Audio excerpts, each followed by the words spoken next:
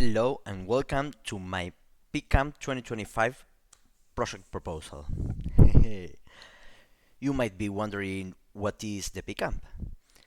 The PyCamp for me is one of the finest moments, one of the most expected moments for me in the year here in Argentina. It's when we group with the Python Argentina community, people, and we go into a remote place and we code, we take our personal projects, we meet with a bunch of different people, and we start playing with code.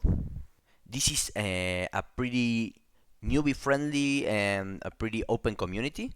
You can come with projects, with ideas, with the will to help in a project or not, or just to explore what we are typically doing in an events like this.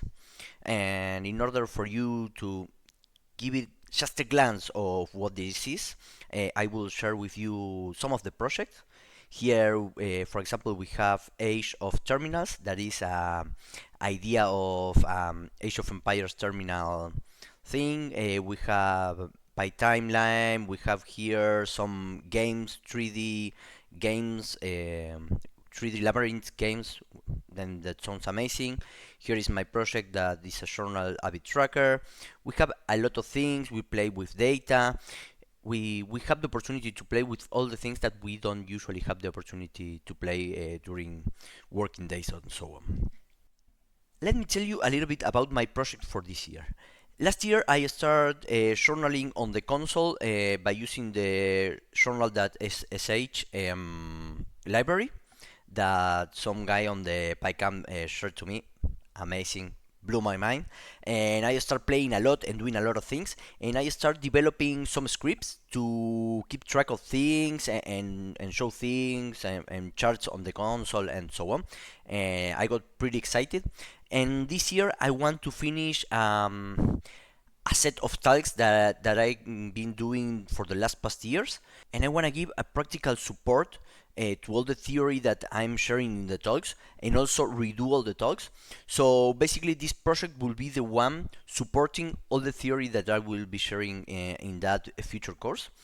In order to do that, I get pretty geek on this. I really love how to separate the things into smaller pieces, how we could think about building a feature without blocking other developers, how we could also code all at the same time and advance in a pretty quickly way, parallelizing the most amount of work at the same time. And I like a lot of practices like error handling, logging. We're gonna see a lot of things. So let me give you a quick example of what I'm talking. This is the repository, and here is the project overview. We will have a client class, a data processor class, a graphic tool class, a repository, and a service that will showing all the things.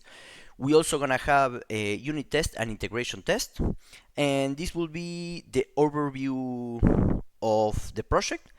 I have just think all the functions and how they will be working with each other, and all they are gonna be separated by responsibilities, trying to follow the single responsibility pattern, and they will be combined in the service that will be the one holding all the business logic that I'm trying to put into this, and will be hopefully like a book that you can read and understand what are the things that are happening in the behind, and you will have unit tests for all the things, integration tests, and so on.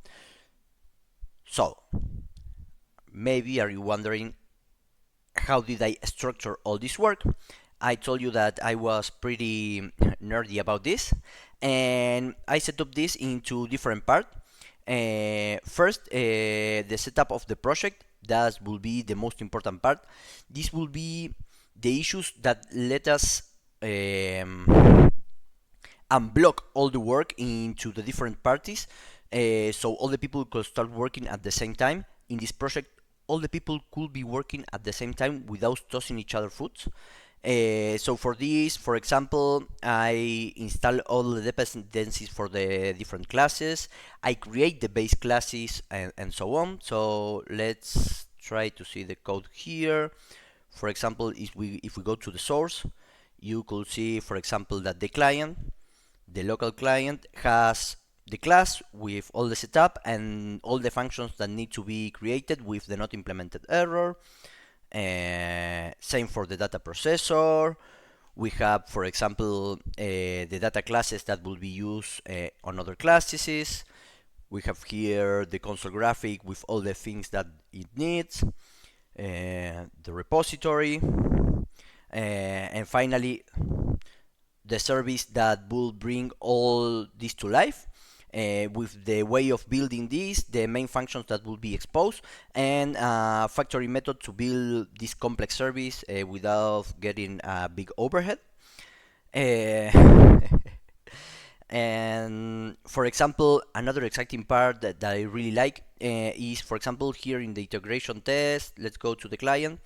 I always like to leave a test that you can run with the make file, so you could test and build the thing doing TDD.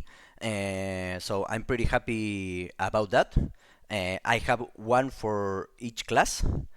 And if we go back to the milestones, here we could see that I have, for each class that we need to build, we have the issues.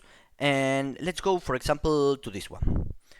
Let's choose this, and here it says implement the generate positive habit graphs. Okay, so here you will see the functions that you need to work, the things that you need to do. You will have here an example image here for you to build.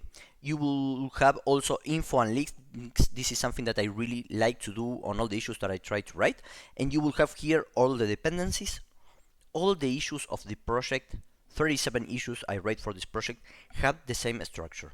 Description, acceptance criteria. This has image as example, but this is an edge case because we are doing graphical things, but that's not usually how it works. And you will have an info and links step where you will have all the information that you need to develop the tickets, and you will have all the dependencies. So yeah, I'm pretty excited about that. And well, this is my project, and hope you could check it out and see if you like to join, do some things. I would love to see the PRs and to be working with you to help me build this and be a part of the things that I'm doing right now. So thanks a lot and have a good day.